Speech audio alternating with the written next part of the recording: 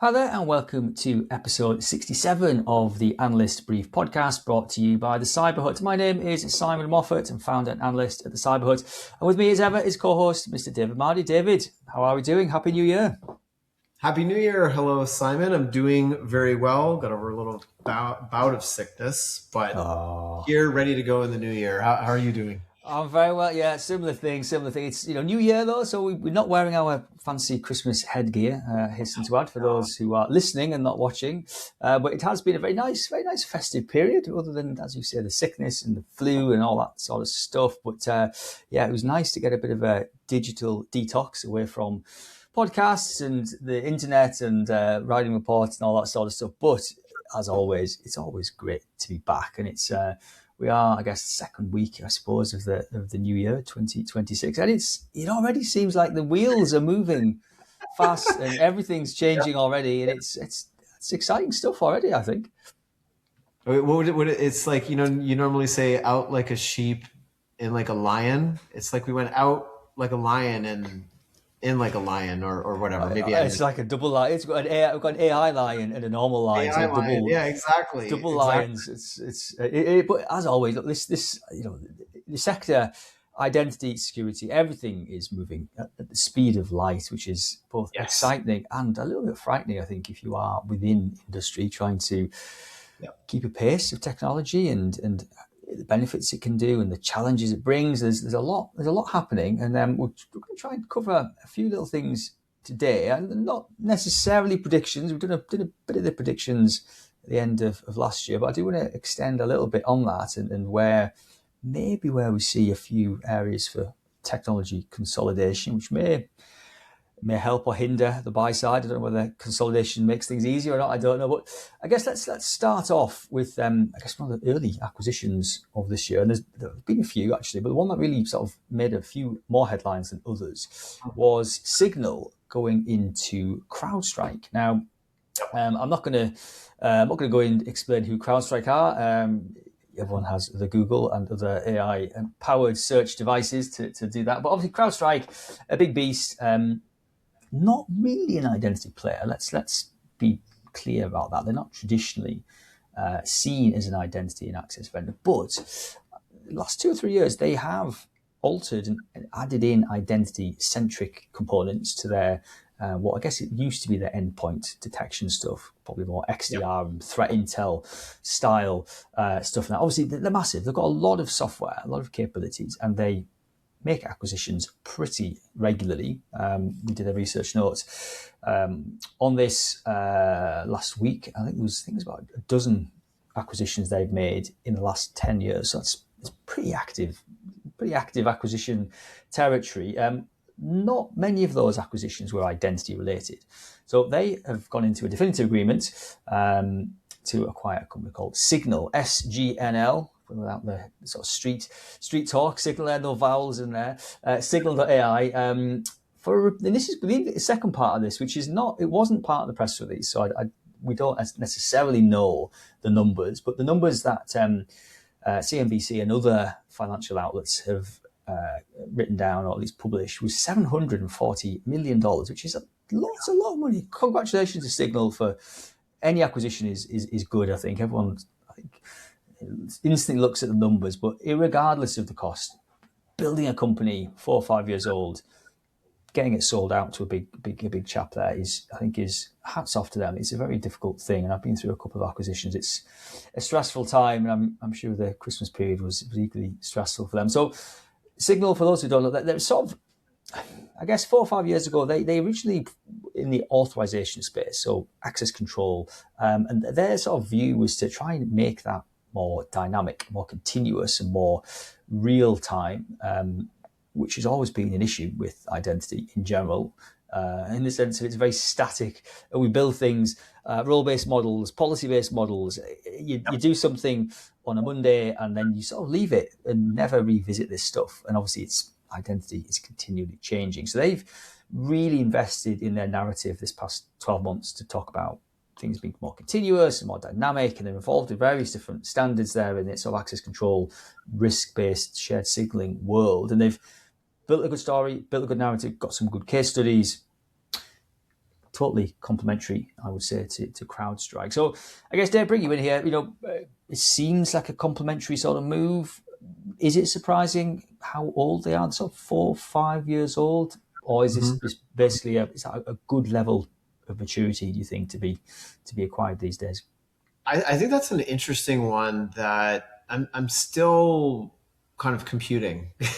In a sense that, when you're someone like CrowdStrike, they've got enough money to be able to buy someone who's demonstrated, who has, more customers, who's, truly a global company, and so on and so forth. Or you go and buy, very small, fairly new, even younger than that, say startup that's got a very cool mousetrap, as they say, to bring into their portfolio. So I feel like Signal's somewhere, not really in the middle, probably more towards still the earlier stage, obviously. But in the identity circles, I think they're getting to be known. They're doing a lot of work in standards and so on and so forth. And look, I think one thing that sticks out is that CrowdStrike did, Simon, have some, moves in identity, but they were more of I would say, of an observer of like identity threat information and telemetry. This acquisition, although they haven't digested them yet and done anything with them yet, on paper now says they're going from being an observer to an enforcer, more specific. It changes the game, I think, in a number of areas. Sure, there's the agentic AI stuff, which we can talk about in a moment. But I think the other two areas which are there in play right now would be PAM. So you look at, we talked fairly recently, obviously Palo Alto buying CyberArk, right? Yeah. So like that's a major cyber player. Palo, CrowdStrike's a major cyber player.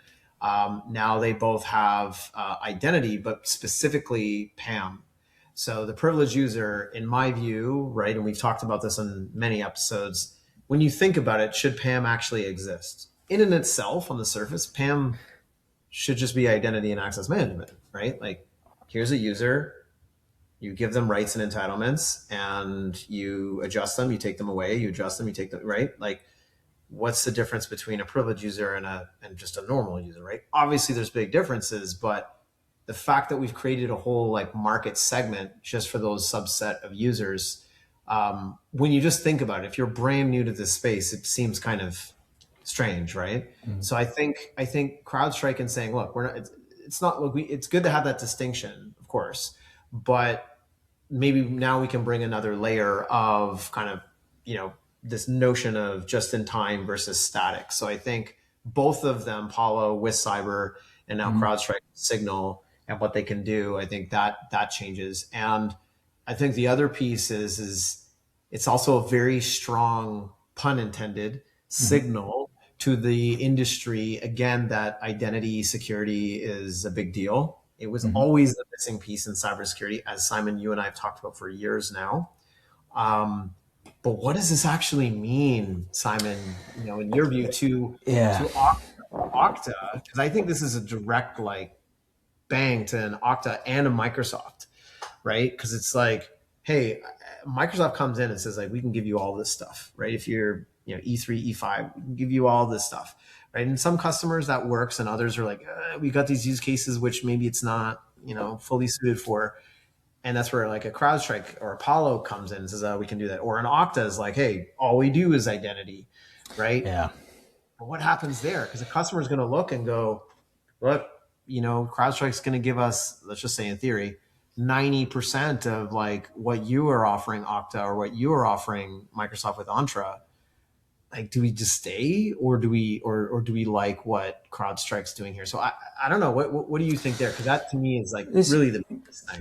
I think it is interesting. I think so. The two things I want to quickly pull out before I answer that question. One is you talked about the observer in adding in enforcement. I think that's really spot on as well. I think that's a really, really subtle point. So I think even brought up for those who are watching in colour or black and white. For those who are watching this, ultimately, I'm sharing a part of the sort of research note that went out this week, and part of that is the press release.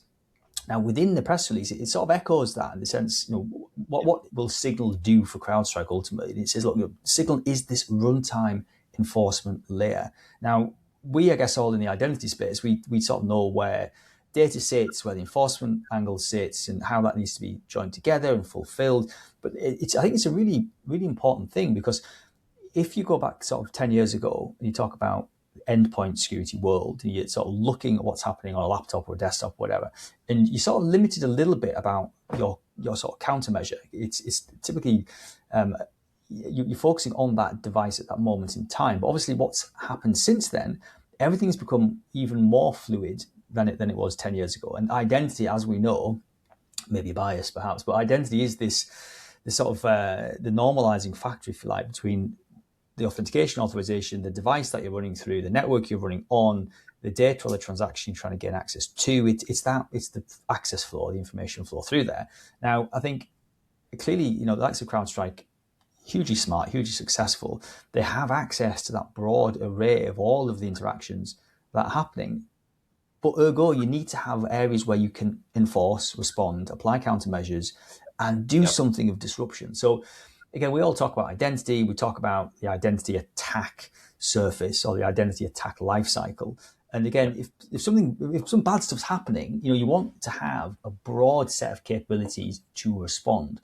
It could be on the device, it could be during authentication, it could be during session management, it could be during the PEP sort of evaluation aspect of authorization. There's many different areas where you can put some sort of countermeasure in place. And I think CrowdStrike have been quite smart here and said, look, actually, you know what?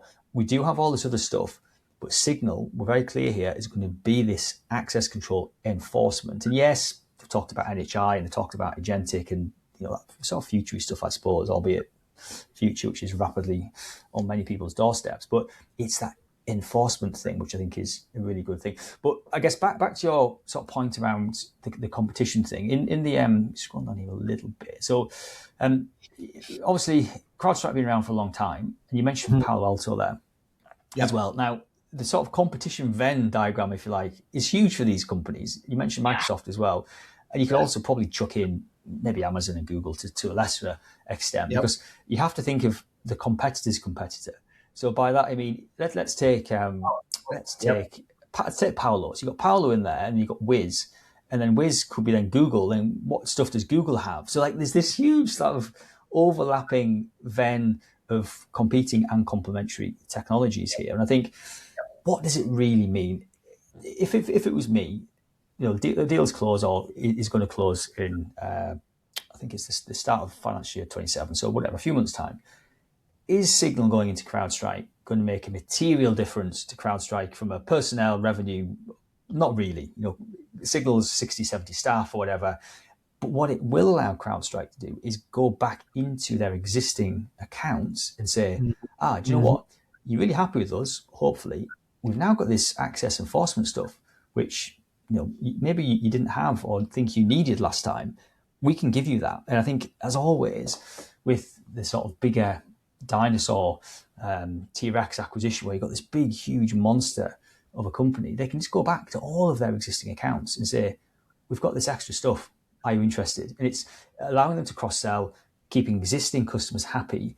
But that then, it's an anti-competitive move, because it blocks any startup or any internal sort of decision making around, do you know what? We need some access control stuff, authorization stuff.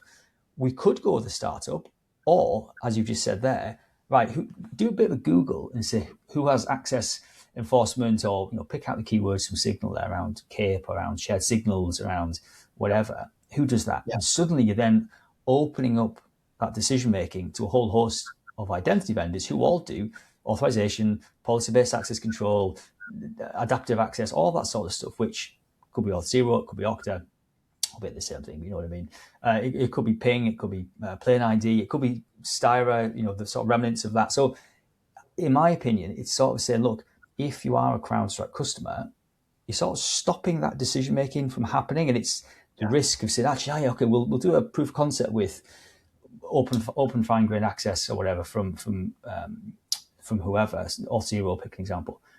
suddenly that then says, well, look, All-C will do this, is this. And Okta. So suddenly it becomes a much bigger decision point. I think that's always where Palo Alto, Microsoft, whoever, those small acquisitions, it's like it stops those decisions from proliferating, in my opinion. 100%. I mean, I even at the Gartner Identity Summit, I talked to a few folks that in various areas, whether it was related to CyberArk or Venafi or was other cyber stuff, when I was just catching up with some folks and just asking what they were doing. And two separate people from different regions were like, I have a PKI problem, for example. And I was told that because we're already a Palo Alto shop, our rep was just telling us to take a look at what they have to offer with the CyberArk and Venafi kind of portfolio, part of that, right? So that was kind of interesting because it on one hand, these clients were relatively, let's say, greenfield in those areas, and they were like, oh, well, yeah, we'll take a look, because it kind of got them to do so. I always think of like Costco in the sense of, if you're looking to buy, I don't know, say a new router or router, right? Wi-Fi, right? They don't usually only have like a couple options when you walk in, right? Because they're like the big distributor. So you come in, you don't see, like, if you go into like a computer store or something where you see like 50 different routers, right? You see only like two. Because Costco's like, we've just boiled it down to two, whatever. We're not going to get into Costco's business model. But the point is that there is still that, I think, desire to consolidate, to make things easier. There are some organizations out there that are like, look, we use Microsoft for all this. We got Palo for this. And, we got CrowdStrike over here doing this. And we want to keep them separate. Mm-hmm. Okay, I get that, right? But, depending on what it is, the regulations, the industry, the, how much budget they have, I think, one, this can generate a lot more awareness if you have someone like a CrowdStrike, likely now educating some clients on this new functionality they have. And if they, have been maybe floating around other providers in the industry, maybe coming from the identity space or cloud security space on this side, or even some of their PAM vendors, it might actually also have knock-on effects of, well, thanks, CrowdStrike, you educated me on this, but you know what? We have Beyond Trust already, and Beyond Trust actually does this, but we just haven't leveraged it.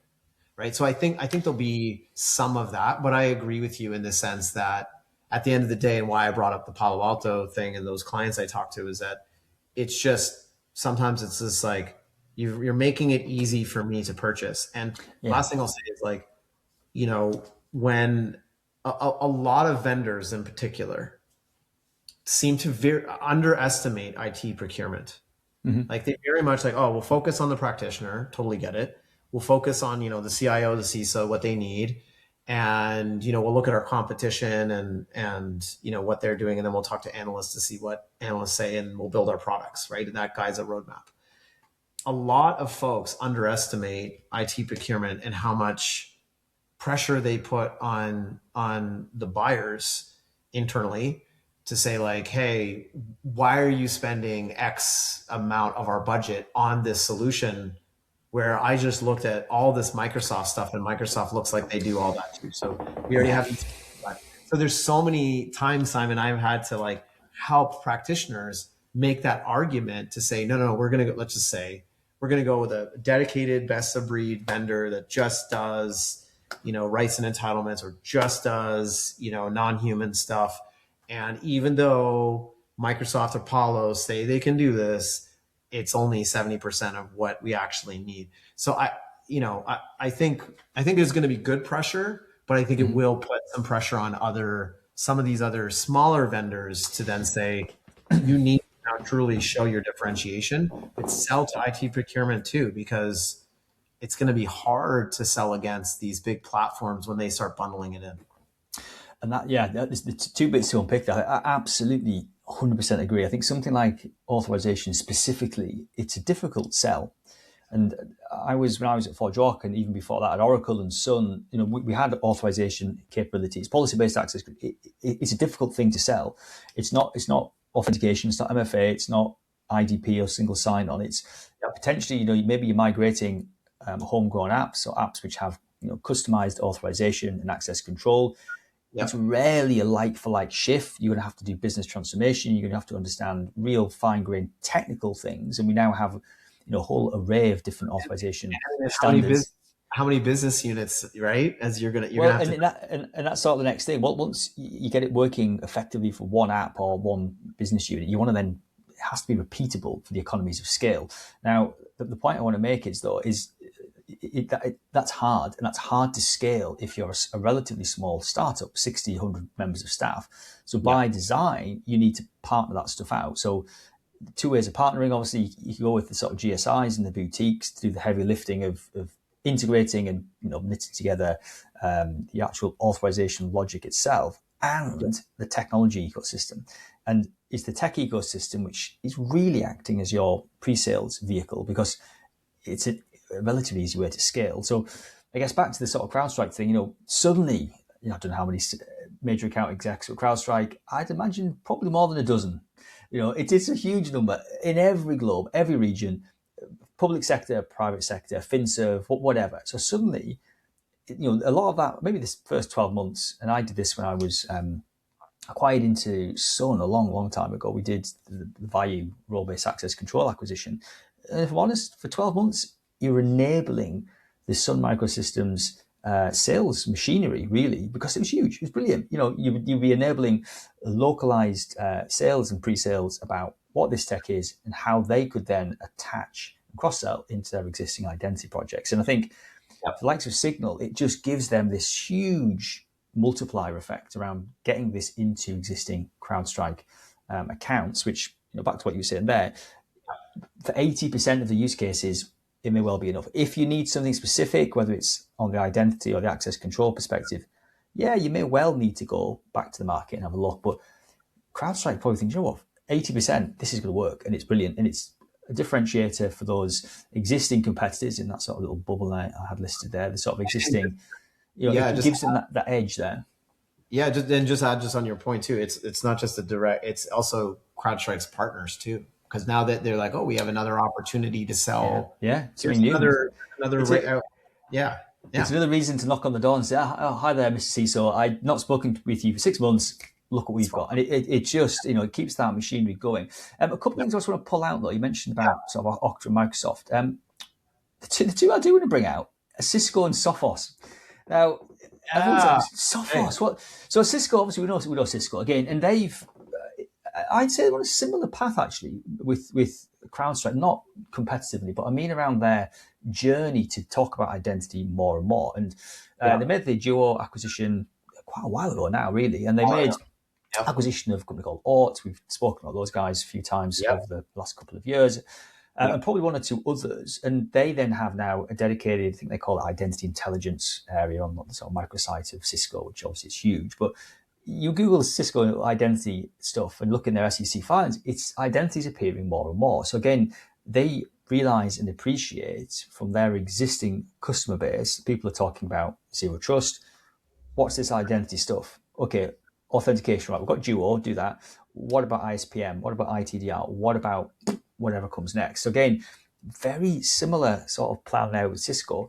And then we're throwing Sophos in that mix as well. This is because they've launched a little microsite on ITDR, Identity Threat Detection and Response, last year. So Sophos, been around forever. We know those, doing the antivirus stuff back in the day.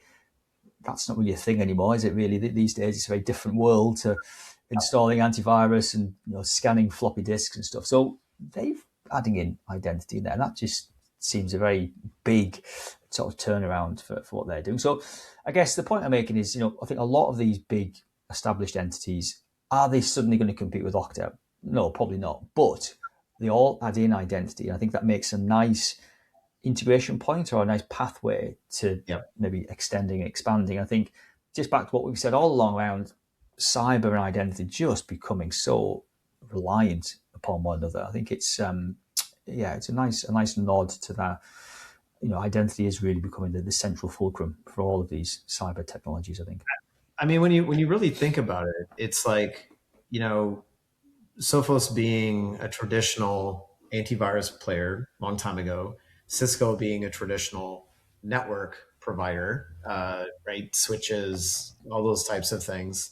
They got into security, it's like 20 years ago now, but more on the gateway side, right? Like email filtering with their acquisition of IronPort going ages ago. IronPort had web and email filtering, and that was very consistent with like, okay, and then they did some network access control stuff. So they're very much on the network side, right? Sophos, like polar opposite as in terms of just sitting on the endpoint. They did have some gateway tools and appliances, which again did email filtering and web filtering, but the bulk of their business was all endpoint related. What I don't think it's like it was a bold prediction, but you and I have had discussions and saying like, well,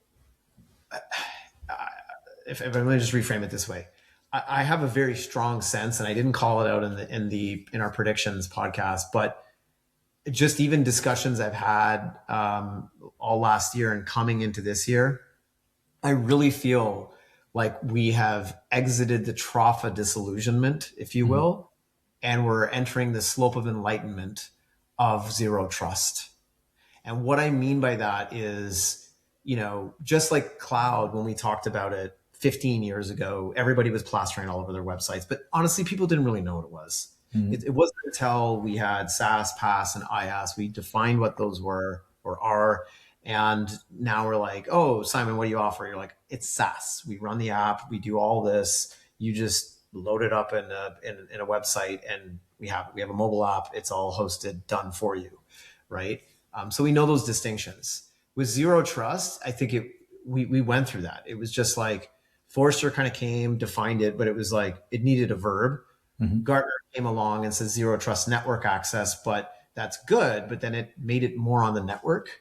Yeah. No one really came to say, and that's like Cisco. So Cisco, I think, really bought into ZTNA, which is great. And then you have someone like a Sophos, which would talk about zero trust, but didn't really have a mapper to it. What I believe now with this acquisition with Signal and even the CyberArk one and ServiceNow with Vesa, even Armis, what does all this mean? It means now we're truly getting to a state of zero trust. And let me just put it in the context of Sophos. Antivirus company. What is that? Something is going to come onto your machine and run as an application. Should you trust it? Right? I don't know its source. I don't know its provenance. I don't know where it came from. Simon sent me an email with a link and it said, check out this cool app. And I downloaded it and it was ransomware, right? Like that's what Sophos has done from the outset. From when they started, they were just looking for really these are malicious applications. And then they got into spyware, which, are like the spyware that's still bad.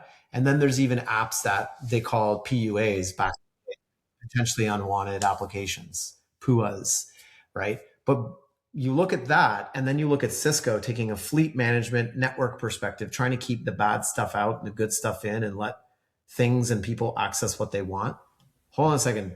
They're like all converging to me, and zero trust is that underpinning. And I just feel like we couldn't realize the benefits and attack a really good strategy for zero trust until all of these technologies started actually maturing and connecting better with each other.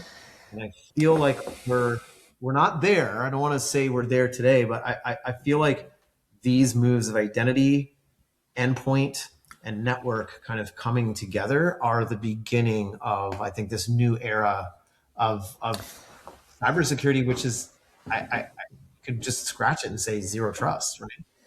Well, I'll take it a step further. Actually, I definitely don't disagree. So I'll steal Winston Churchill's quote there and say this is not the beginning of the end, but I think it's definitely the end of the beginning, right? And the reason I mean this is that we're talking about zero trust. We're talking about zero trust for whatever, ever, right? 10 years, and you're absolutely spot on. It was defined as this clever strategic thing, and it's like top right hand sort of quadrant, to quote another analyst firm, but it's up here at the top, time and progress maturity. And most organizations were down here on the time and progress thing. And they go, right, we've got this real big problem within our organization, network security, blah, blah. and we see this thing up here, zero trust, brilliant. We don't know how to get there. And it's like it's like the meme around progress, which is like up and down, and it's not a straight line from A to B. And you think, right, we're just going to invest in some zero trust stuff, and we're done. Hey, we're fine. We know that is not the case, and it's the progress is definitely not linear. And I think there's a couple of things to add. I think, will the likes of zero trust become a non-functional? And by this, I don't mean non-functional as in sort of capacity and volume and stuff. I mean, it's just now an assumed thing. Whether you call it zero trust or not, it's how you design. It's how it's how people get trained on their masters. It's how organizations sell, how you integrate. It's not a thing anymore. The same as AI is not really a thing in the sense of it's a non-functional. You don't need to say we are an AI company, because if you're not, that's a big problem. Yeah. So I'm going to go and say, extend the predictions thing, and I've talked a little bit about this. It's the year of trust, and I don't necessarily mean zero trust as a thing, but I mean there's so many parts of our technology ecosystem which you cannot trust. And by this, you deploy into a SaaS application, you deploy into a PaaS, whatever, Google, Amazon, whatever. You have to assume those ecosystems are an untrusted place. The network's untrusted, the storage is untrusted, the SaaS ecosystem is untrusted, the supply chain is untrusted. Your staff are untrusted because, quite frankly, employee frauds, insider threats off the scale. So what organizations really, really want to do, they want to do stuff. They want to make things, sell things, and they want their data to be protected. And they want to have a level of trust to this stuff. And quite frankly, they don't really care how that operates, but they want to operate within a trusted environment. Because if you are, and you have trust with each other, and you have trust in the group, and you have trust with your supply chains and your vendors, you can do more stuff. And that's a really, really simple thing to say. But if you trust the individual, you trust your wife, your spouse, your husband, girlfriend, whatever, the ecosystem is different. You don't have to, get your passport out every day and say, hey, honey, I'm home. Here's my passport. Check it's me. You have a relationship and you have a trusted situation there.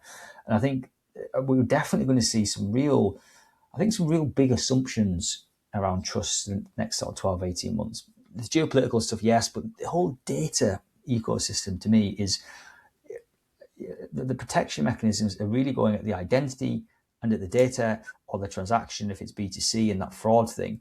And again, what happens in the middle, you have no control over this. You don't have control over the network. You have no control over the SaaS ecosystem. You have no control over the supply chain.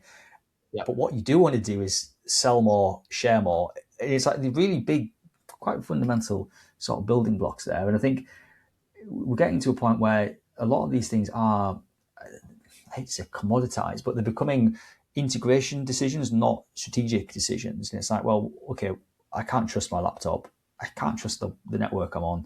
I can't trust the provider I'm on, but that piece of data there, I want that, and I don't really care how I get to it. And I think all of the sort of intermediary steps end up being, they're not part of that strategic view. And it is about, do you trust the identity? Do you trust the piece of data or the piece of news that you're reading? Do you trust the supplier? And it's all part of that decision-making ecosystem. And if those relations aren't there, things can sort of ground to a halt pretty rapidly. And you instantly then back into those very tiny technical decisions about who talks to what and how you validate sessions or how you decrypt a piece of data. And as we know, those sorts of decisions can often be made incorrectly, and you can make mistakes there. So, I think there's definitely a lot of maturity to be had with that. I think we're clearly seeing the big guys constantly adding in at the edge. What does that really mean? What does that, if CrowdStrike keep adding more technology for the next 3, 5, 8 years, and Octaping, however, if they all start doing something similar, the sort of overlapping Venn diagrams are going to be getting more overlapping than ever before. And it'll be interesting does that make things easier or worse if you're trying to design and invest upon security? I think there's a lot of overlapping stuff, isn't there? Yeah, and then look, I love that, the year of trust, and it's something that Simon, you and I have also said. It's like, one of the things I disliked was zero trust, not in zero trust in theory, but it was like the what was going on the street with zero trust is like, for some it was kind of creating, in a sense, lazy logic. It's like, well, then I'm not going to trust anything. And it's like, well, no, you do have to trust stuff. So it's like, if you're, let's just say, a financial institution or a government, your job, let's just say with someone coming to you online, is to establish trust and maintain that trust with them. You can take a zero trust mindset and say, I'm not just going to blindly trust them all the time. I'm going to look at their behavior, look at their devices, look at all those other signals and determine, like, do I let them make this money transfer? Do I let them enter the country? Do I let them, right? Like it's something that's there. But I think what, my comment with like the Cisco and the Sophos, just to use them as examples and not them in and themselves, like, because this would include CrowdStrike and Palo and everyone.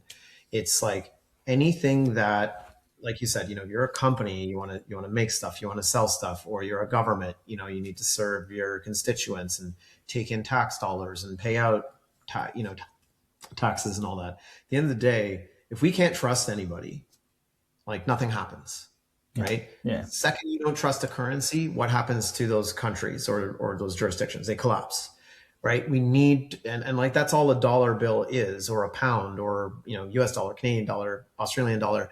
Like, I'm giving it to you, trust me that it's not like counterfeit, but you also, well, I trust the Australian government, so I'm going to accept that currency because I can use it, right? Because someone else will trust it. And I think that what we're going through in cybersecurity is this too. Like, I think over the holidays, I didn't work, but of course my brain doesn't stop on this stuff. I was just thinking, one night, and I was thinking about how, we're making this transition where I think cybersecurity was kind of like, just kind of came out of, like, really, it came out of networking and network security. And then some called it information security. And then it kind of went from there. But to me, it still felt like it still feels like IT-ish. And I believe that the true notion of what cybersecurity is, it's not cybersecurity. It's not zero trust. It's actually digital trust or just trust. And the job of a CISO and a CIO, and really any member, but let's just focus it on the CISO and the CIO. Your job is to make sure your systems and your data and your employees, you can trust everyone. And in your customers and everything else. That is the job you need to take, and take that zero trust mindset. But my comment earlier was that I'm starting to at least see, I guess what I'm saying, Simon, is like, I'm going to be hopeful here. Okay. So just help me out. There's too much bad news in the world right now. We need some hope. I see down the hallway that light now at the end of the tunnel, zero trust. And it doesn't feel to me like this just overblown marketing term. I actually feel now, and I've had discussions with some folks in the industry that coming into 26 and going into 27, they've got very specific things that they're looking at. And when I'm like talking to them, whether it's confidential computing or it's like, hey, we want to modernize and use passkeys and do this and use IDV and all these things. I'm like, hey, you're doing things for digital trust. So I don't know, that is something to me that's really important. And even when we didn't talk about it, but Armis getting acquired by ServiceNow, what do? That's also like, I need to trust all those other devices. I need to hear them, inventory them, so I can have trust in them. And anyway, this is it. And again, I think we're going to need to move away from, not us, but I think the industry in general. And it needs to move away from these little sort of pockets of technology and pockets of use cases. You think end-to-end trust. You're end-to-end from the identity layer right the way through to the data layer, the infrastructure underneath that, which I think is, likes to Teleport and others, they really talk about the end-to-end trust of that infrastructure. I can't trust it. I don't have the visibility. And then you get into the hardware, so you talk about the root of trust from hardware, firmware attestation, control flow attestation. There's some interesting work going on there around, yes, this thing's booted up, but what's going to happen when it's running? Can that be trusted?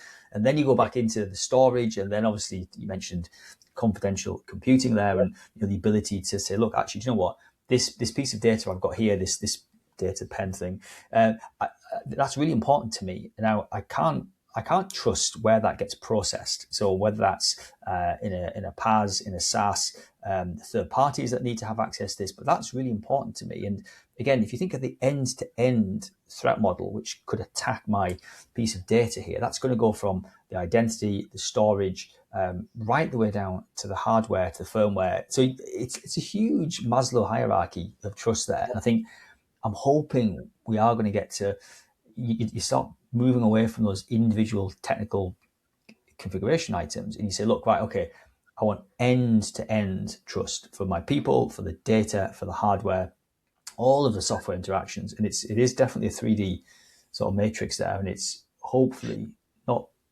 maybe this year, but certainly in the years to come, we move away from saying, look, we've got these, done a bit of PAM and that's good, and we've got MFA and that's good.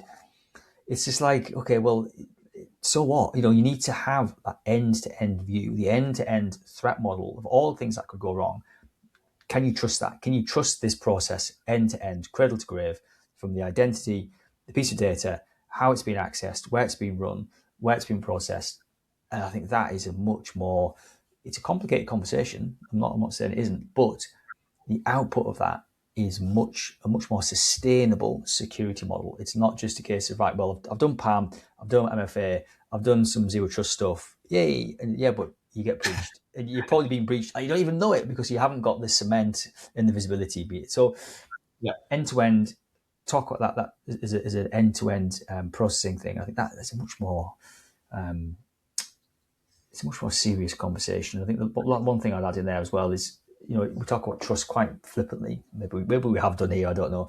But there's the trust there's trust boundaries in there as well. It's okay to say, look, this piece of data here that I have, I'm going to secure this with, mentioned, confidential computing or encryption or whatever.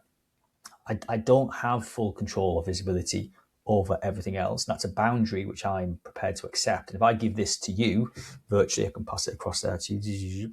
If I pass that across to you in an untrusted way, you mentioned sort of confidential computing as an example. I want to process on that. I want to get the results. I don't want to be exposing stuff in a sort of unauthorized way there. So it's okay to pass things to other untrusted entities as long as you have that boundary of responsibility, that boundary of control there. And I think that is, if you look at identity, back to identity again, around how it isn't working, where those trust boundaries are failing, and you mentioned PAM and how PAM doesn't communicate well with IGA, and how IGA isn't really communicating well with the business. And so all of those boundaries are often very broken, and the social contracts between those boundaries are often very broken. And I think if you talk about end-to-end views of this stuff, those trust boundaries have to be explicitly defined, and what you're handing across to somebody, back to the sort of HSM world, you have an HSM, it's a black box, and there's a nice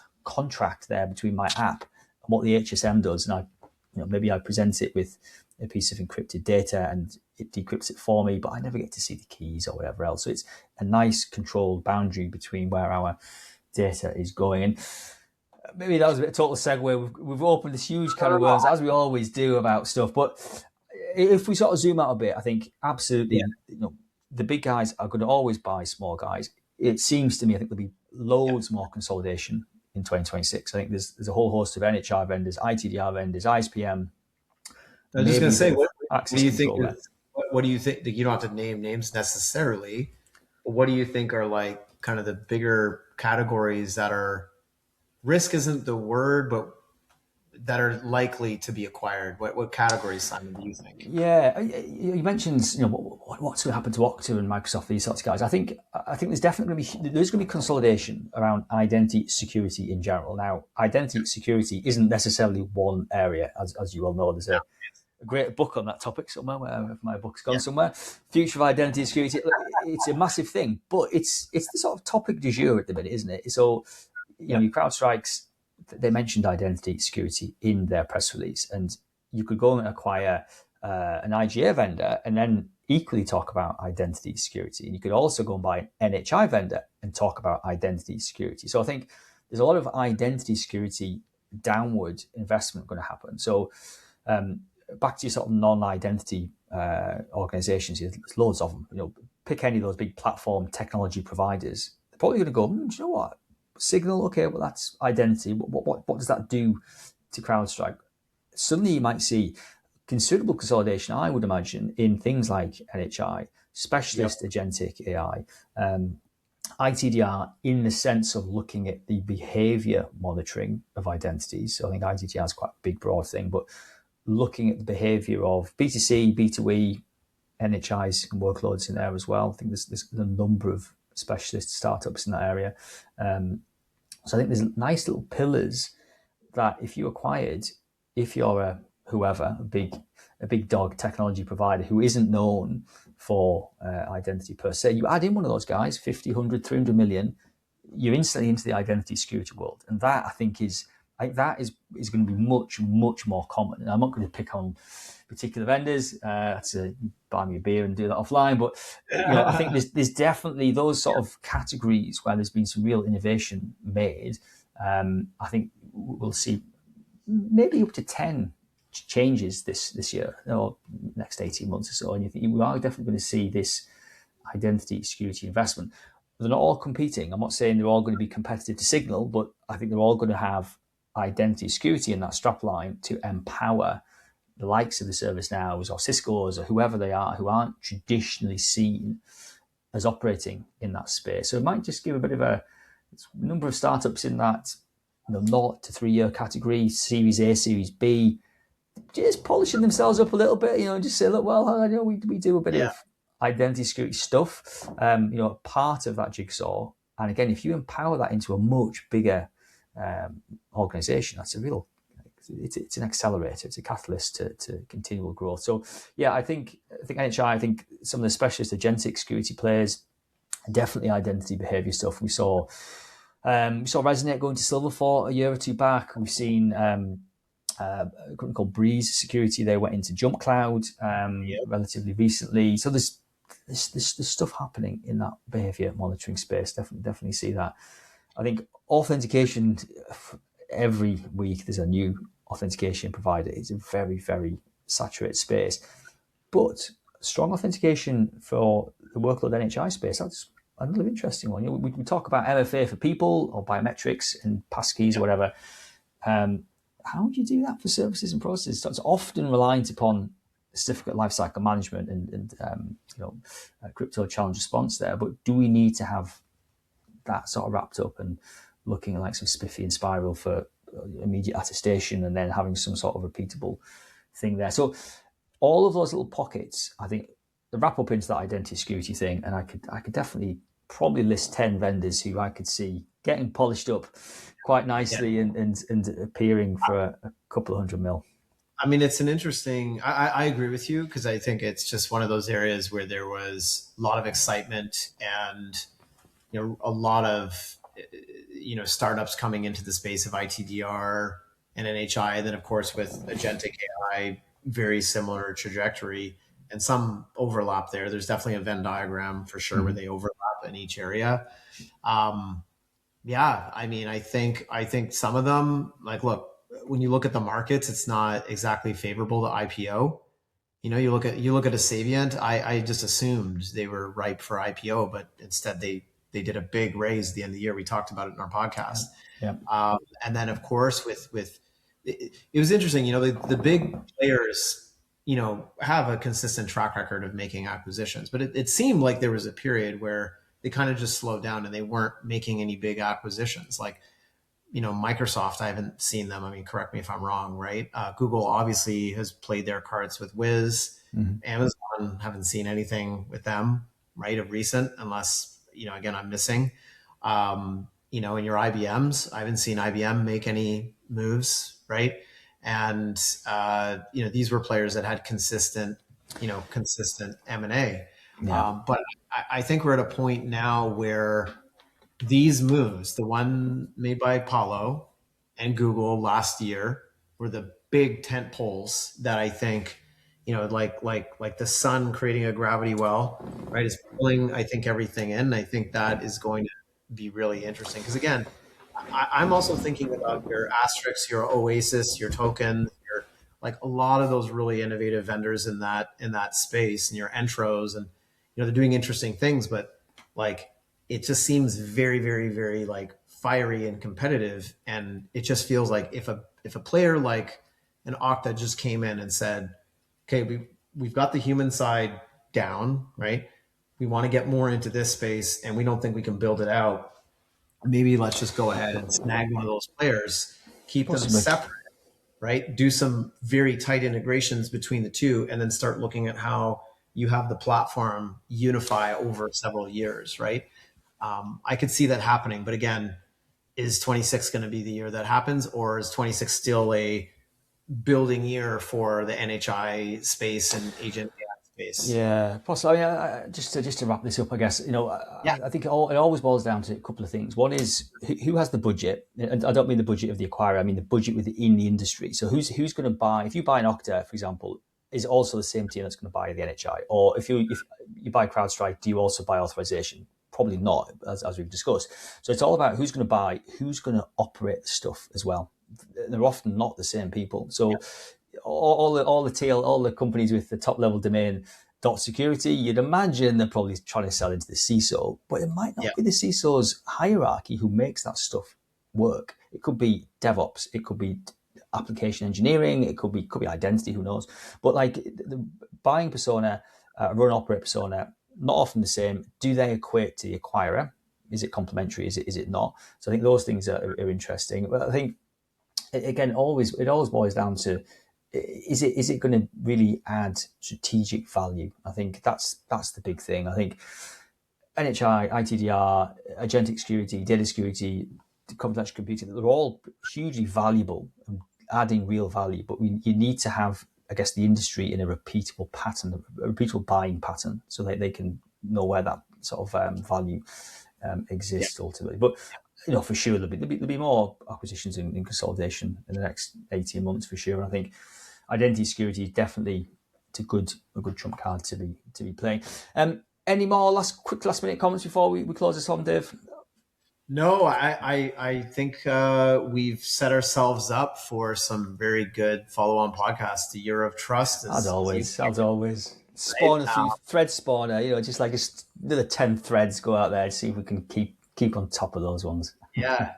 Honestly, like I think that my last closing words would be like, I just feel at this point, you and I are in the market. We're busy every day and getting busier, but in a way, it's just like, I just want to break out the popcorn and see what happens in this field. Well, that's it. I was booking some hotels and flights for conferences this year, and it's like, it is this like, who's going to be there? What's going to be, or who's not going to be there?